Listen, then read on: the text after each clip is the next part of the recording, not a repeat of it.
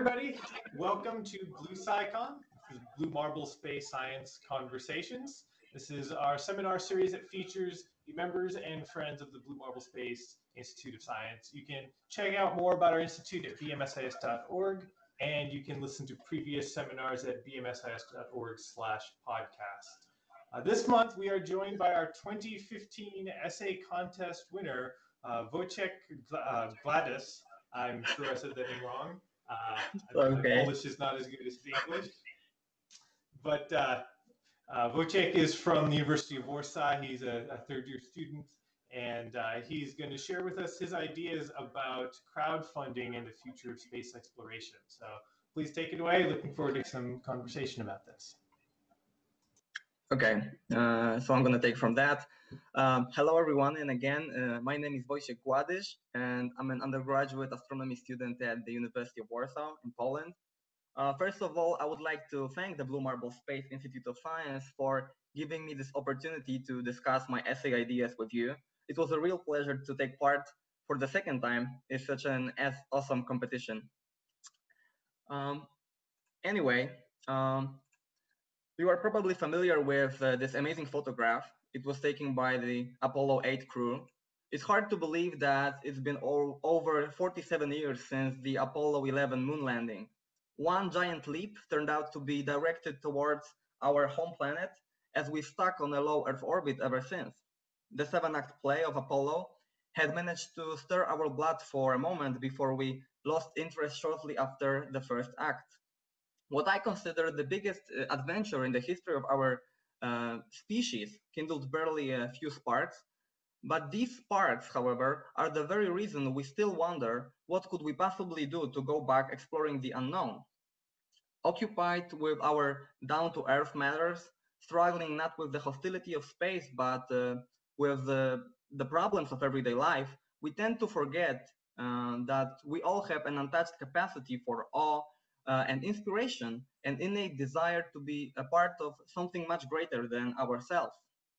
However, right now, we are just mere spectators at the cosmic stage of today is entirely dominated by public and private space programs. Governments set new boundaries and the private sector follows. That's how it goes. So why didn't we go to Mars shortly after our excursion to the moon? Why didn't we set this new boundary? Well, the Apollo program died the very minute the USSR began its fall, and all the private space initiatives will not move an inch unless there is a prospect of a financial gain. I hope there are some SpaceX fans out there to argue otherwise. I realized that we lack one crucial ingredient in the recipe for a long-term success: the motivation for taking action. We scientists are privileged by our understanding of the importance of space exploration. But if we want to teach people how to rejuvenate their innate desire to explore and to push the boundaries of our knowledge, there is no better way than through a direct involvement, as Ben Franklin pointed out. People want and always will want to leave their mark in the history. There will always be a reason to explore if and only if we liberate these longings. We just have to provide an appropriate tool, and I think that this tool is a crowdfunded space agency. Private and public sectors fall short in providing the future we all deserve, the future in which our species thrive, and what's the most important, not become extinct. Right? So let me now dazzle you with my idealistic vision of the world. The total cost of the Mariner 4 mission to Mars, which provided the first images of another planet ever returned from deep space, is estimated at current money at $83 million by NASA. This amount of money, however, is less than the largest single amount ever raised via crowdsourcing. Star Citizen, an adventure video game, has raised over $90 million so far, thanks to over 1 million people. And according to Forbes.com, in 2014, Kickstarter had over 22,000 projects, raising a total of $529 million, up from $480 million raised in the previous year. And this trend continued not only for Kickstarter in 2015, still does today, and will most probably do so in the next 200 years. So we are at the very beginning of a new era.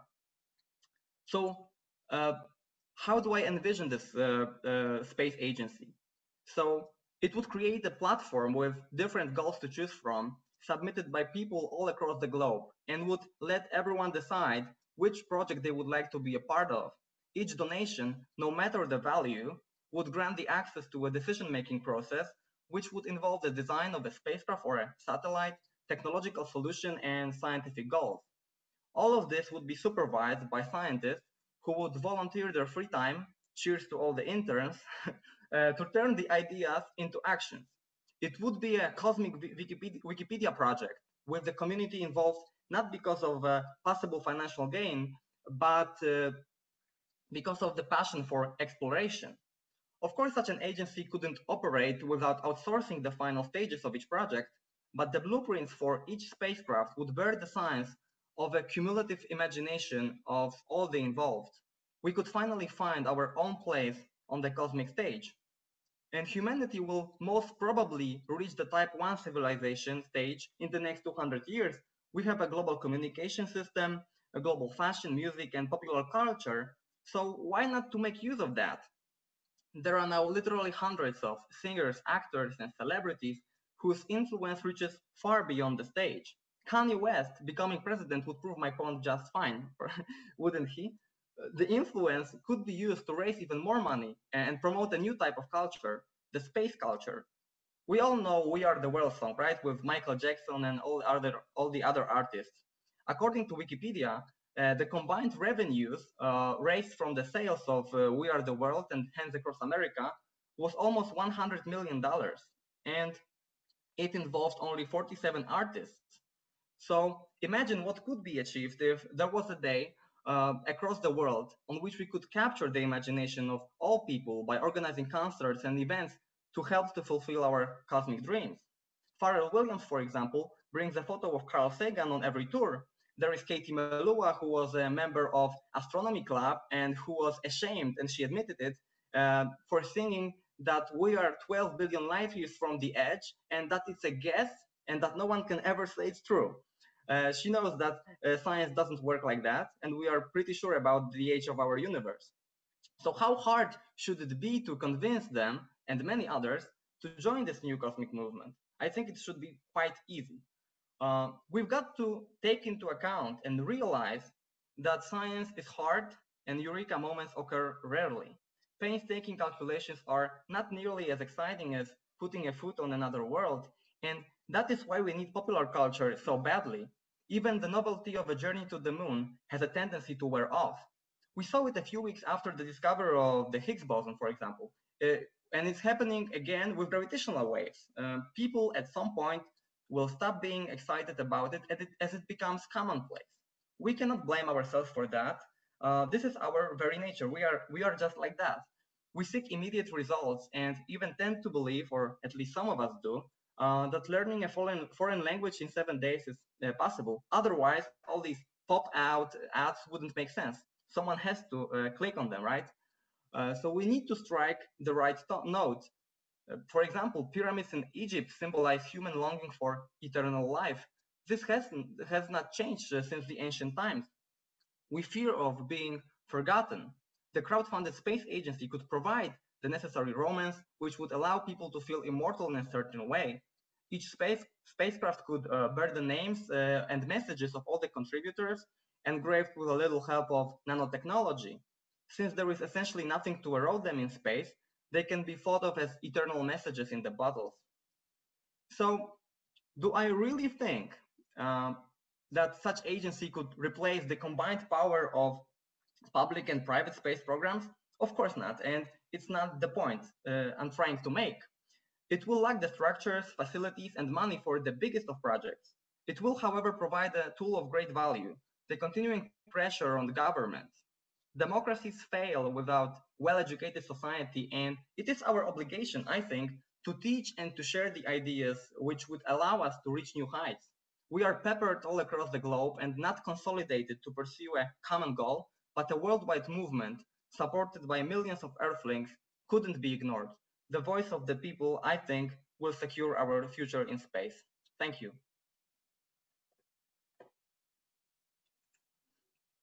Thank you very much. I think that's a wonderful vision for us to think about. Um, so the floor is now open to everybody for questions and discussion. We can talk a little bit about this and what you all think. Um, Let me start by one thing that I was thinking as you were talking. So let's say you have some sort of crowdfunding effort, you go on Kickstarter. So what do you make the rewards? What do I make I think reward?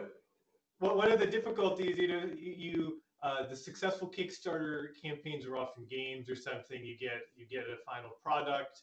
We Are the World. You got an album. So, what are the rewards for a space-based crowdfunding campaign?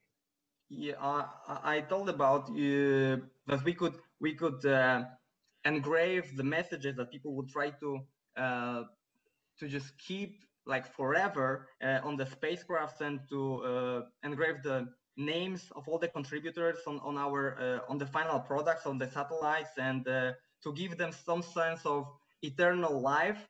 I would say to give them the sense of not dying forever, and like in the case of Voyager 1 and 2, to give a message to the whole universe that we are present. I think that's kind of that would speak to those people who are romantic, but I know about the more practical gifts. I have no idea. No, I think that makes a lot of sense. I think you would definitely get people that would contribute to have their name as part of the spacecraft. As you're talking, I also started thinking that there is an emerging business of space burials, where a person who's cremated has some of their ashes flown into space. And so certainly you could imagine something like that, where your ashes now are going to go to Mars and be part of this mission if you contribute to the campaign. A little Yeah, bit morbid maybe, but certainly there's money in it. yeah. I know that there were people tried to create a crowd-funded department of NASA to support NASA, but it's they have some kind of troubles doing that. But I think it's necessary to involve like people internationally, not just locally, to not to create something within NASA, but something outside of NASA, just to keep pressuring everything and everyone. Um, uh, so So you're thinking of something like the way that SpaceX operates, but on an yes, international basis, and instead of a for-profit model, it's more of a cooperative, community-driven model.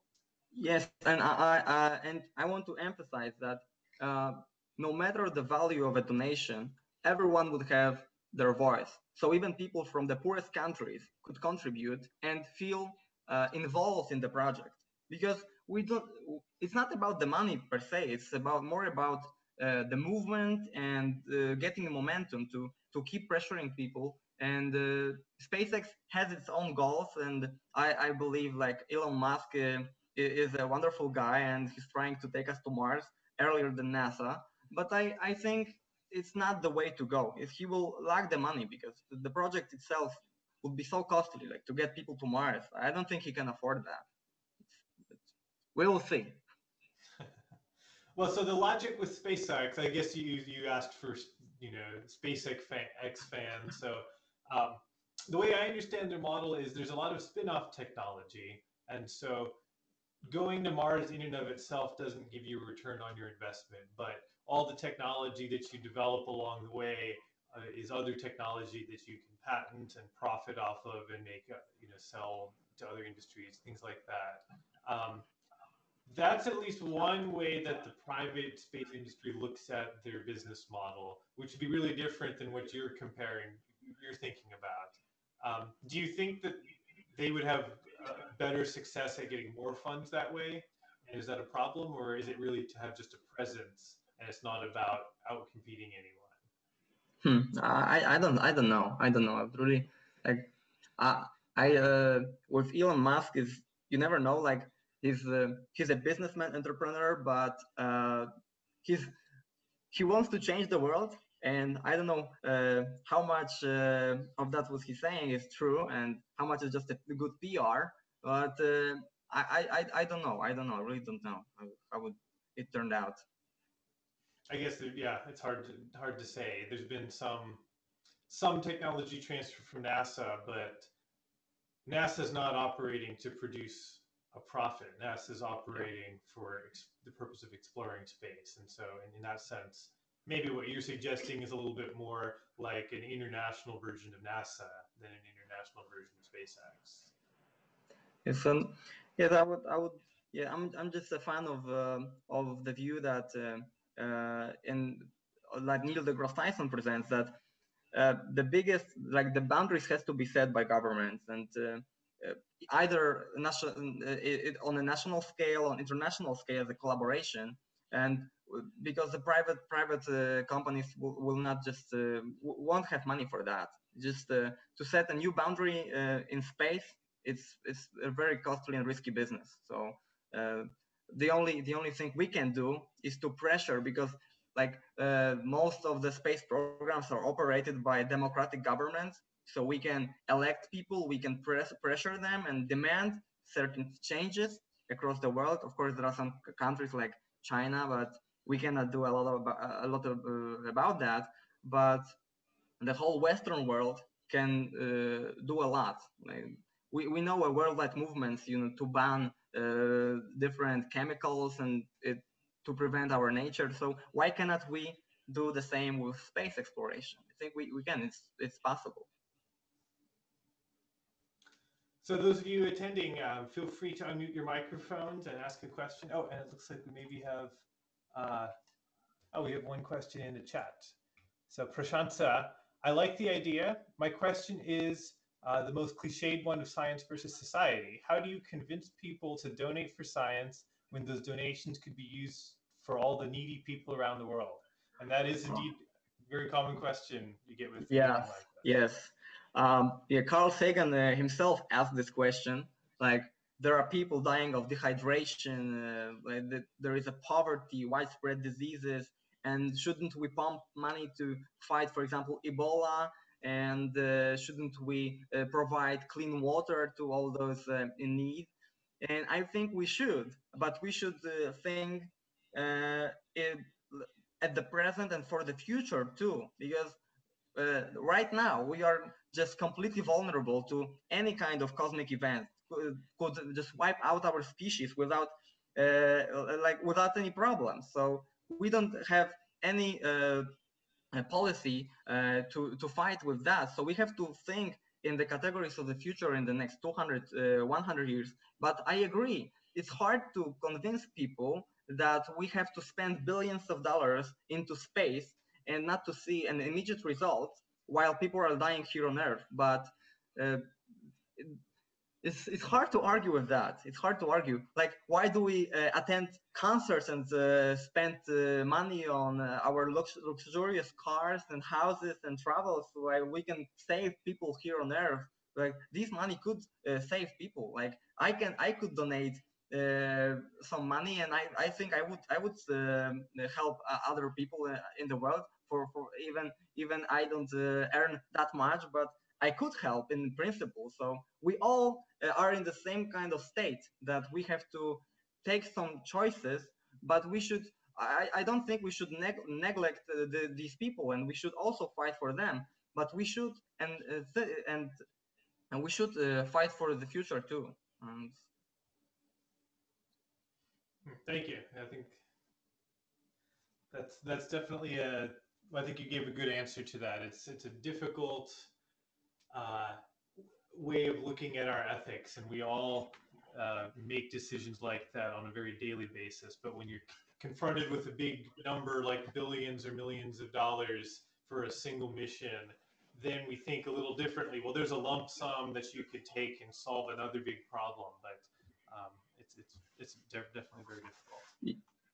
Yeah, like the money in sports, for example, people are paid like millions of dollars monthly for a salary for kicking a ball and for moving the ball from one place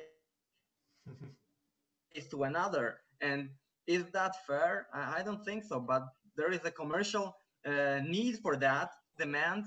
So we cannot fight with that. So it's hard to argue. I know this argument is this point is a really good point, but it's our human nature, I guess. It's always gonna be that way. And even with other charities, people have this discussion. Well, is it better to donate to cancer or better to donate to AIDS research, or how do you prioritize? And there's, in fact, there are some journal articles written about this on how philanthropy is decided and how you optimally allocate your resources. But yep, certainly tricky. So anybody else, feel free to type a question into the chat, or feel free to unmute your microphone if you'd like to ask a question directly.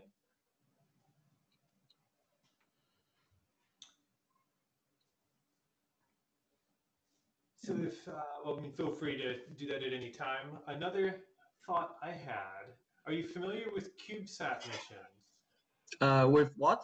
Which missions? They're called CubeSat, so Cube satellite missions. No, I'm not familiar with that. So this actually, and if we're thinking about how to actually get off the ground and make a crowd-funded space mission happen, just an idea that could be conceivable. There are space missions that are being, I'm not sure if any of them have launched yet, but one of our BMSIS members at Arizona State University is designing one, and there's a handful of others. They're satellites that are about the size of a shoebox, or maybe 2 shoeboxes put together. So very small. So certainly really small, but very powerful. You know, you can fit. You think about the amount of computing power that's in your cell phone and in your smartphone. So what you can fit into a CubeSat is fairly sophisticated. Now you're not going to replicate what the Hubble Space Telescope can do. You can't put a big mirror in there. But what you can do is some interesting science and get experience with how to design a space mission, how to launch it, how to actually get it in a stable orbit, and then do at least some interesting science with it. So potentially, you know, a CubeSat mission is a small enough budget that you could succeed on something like Kickstarter with an initial mission, and then scale up from there rather than, you know, we're going to Mars, let's crowdfund it from the start. If we said we're going to put a CubeSat in orbit around Earth or in orbit around the moon, and there was some specific goal for it to do that, or maybe put it in orbit around Earth and people can ping it with their phones and send messages to it. Maybe it's an interactive thing.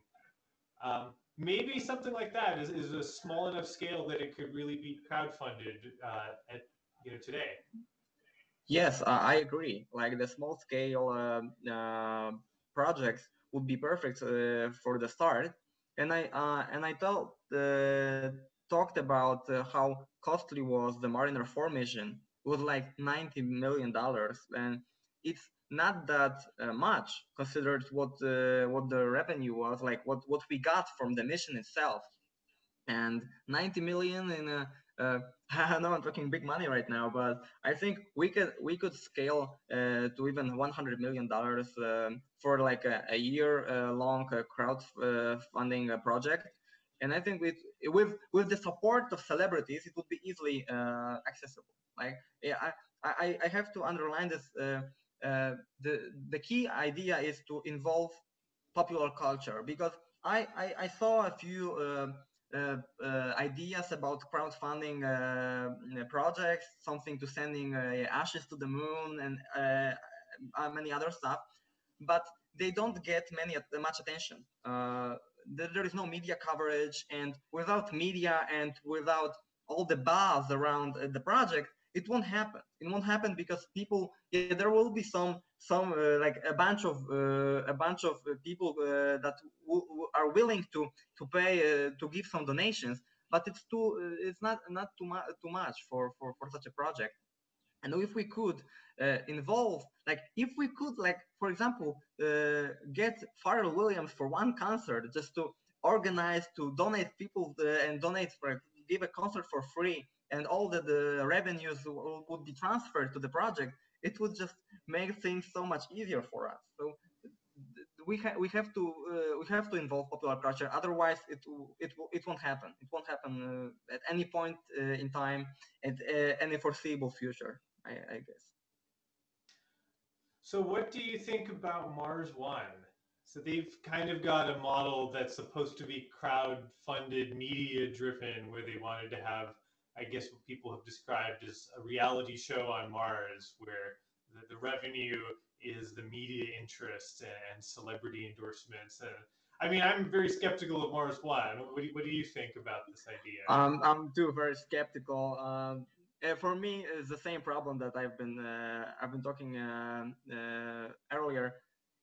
These are the kind of money that they won't have. These are the kind of money that I don't think any television program will be able to deliver. It's just out of their range. And the mission to Mars, it took us 10 years to go to the moon, and there was like the budget for Apollo mission was like 4.5% of the national US budget back then in the Cold War era. So what would take to get to Mars, which is so much further away? Like, people don't realize the scale. We can talk about the space, but the distances we deal with in astronomy and in the universe are huge.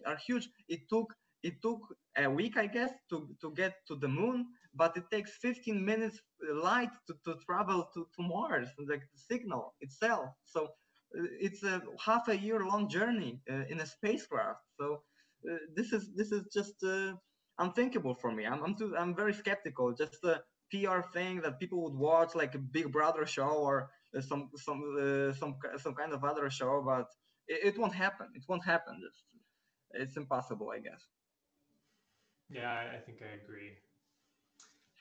It's too bad though, because that was at least trying to be kind of an approach like you're suggesting, at least trying to involve the community and make it a grassroots driven effort. But yeah, perhaps a little too ambitious, at least. Yeah, like I would lean toward your ideas with cubic satellites rather than the mission to Mars being crowdfunded or even sponsored by some TV program.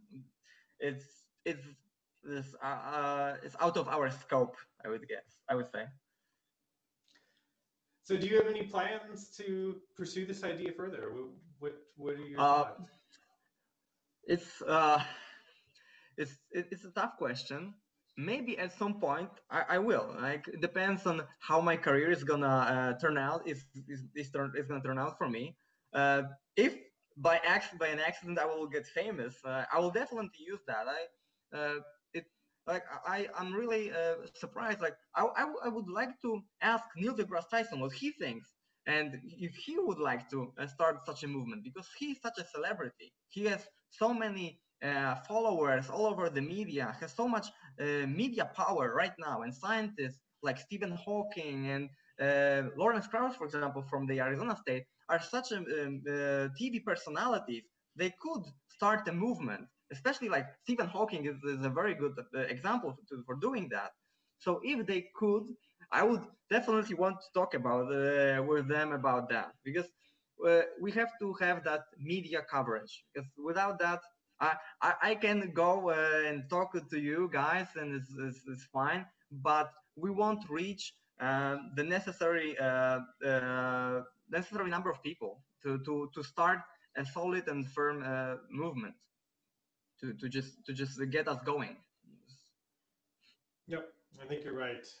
Well, I think we even see that on Kickstarter campaigns on a much smaller scale, where you have a good idea that doesn't get more than 100 or 200 people donating to it. And once you get the right kind of media attention, maybe a celebrity endorsement, then those are the kind of projects that really succeed. So yeah, much more important for space even.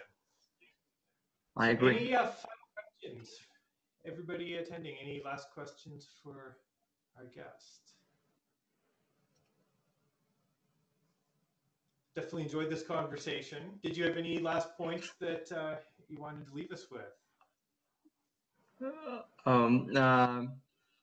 Final thoughts. I guess the message to take home is just to keep dreaming and not being too scared of dreaming about such ideas. It may sound crazy, but many things in the past seemed crazy enough not to like out of our like we didn't have power to do that, and it turned out we had. People said that we will never land on the moon, and some people still think that we didn't go to the moon. But there are some like we have to, as scientists and people involved in science, have to take the effort to put forth these ideas and to transfer them to the general public, because without that we won't go anywhere. We won't go anywhere, and it's and in the last 50 years showed that this is the case. Like without talking about it, without our involvement, governments and won't do anything, and we need science in media. So go out there and talk to the media and spread the message, I would say.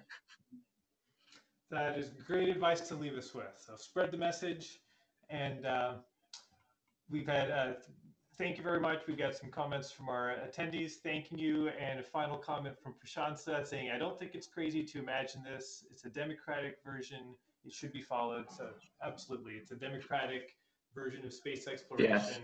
And I think, like you say, starting at a grassroots level, if the more the scientists are out there talking about their science, meeting people, the more this will become a reality. Yes, I agree. Well, thank you once again. Congratulations again on winning the essay contest, and best of luck to you in your future. Thank you. See you. All right, take care. Take care. Bye.